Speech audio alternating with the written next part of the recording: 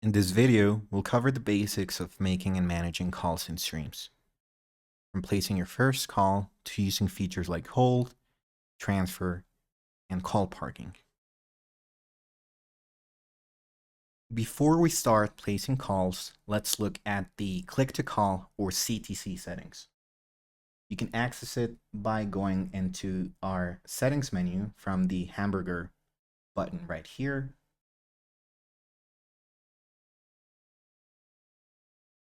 All right. Now, this is where you can choose which device streams uses to make your calls. Whether it's your soft phone, your IP desk phone, or a PSTN phone. You can even enable the option to always pop up the list of registered devices so you can pick which one to use every time you make a call. Now, you can make calls and streams in a couple of ways. The quickest way is right from your contacts. Just click on the phone icon next to someone's name, and streams will start the call automatically using your default device.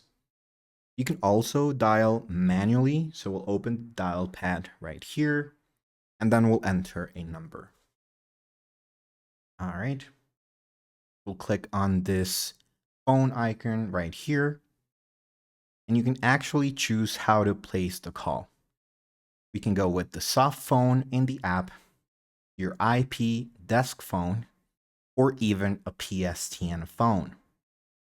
Now, if you select a PSTN line, streams will ring your phone first, then connect the call through your carrier. Let's do soft phone just to showcase what that looks like.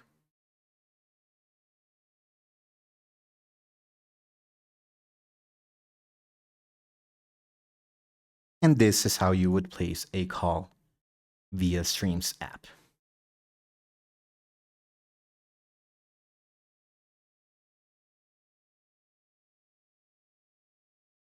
Now, when a call comes in, you can answer, forward, or decline. If you're already in another call, Streams lets you place the current call on hold and merge it into a conference. During a call, all your controls are right here on the same screen. You can mute or unmute, place the call on hold, or hang up when you're done. You can also record the call. Just click on this red button to start or stop recording. Then for transferring, you have two options. You have a blind transfer, which sends the call straight to another user or department. And then we also have a supervised transfer, which lets you speak to the recipient first before completing the transfer. Then there's call parking, which works a little differently from a regular hold. So instead of holding the call only on your device, Streams place it on a shared parking extension, let's say 1234. So anyone in your organization can pick up the part call from another phone or from their Streams app. So if you answer a call at your desk but need someone else to take over, you can just park it, share the extension number, and then they can retrieve it from their own device.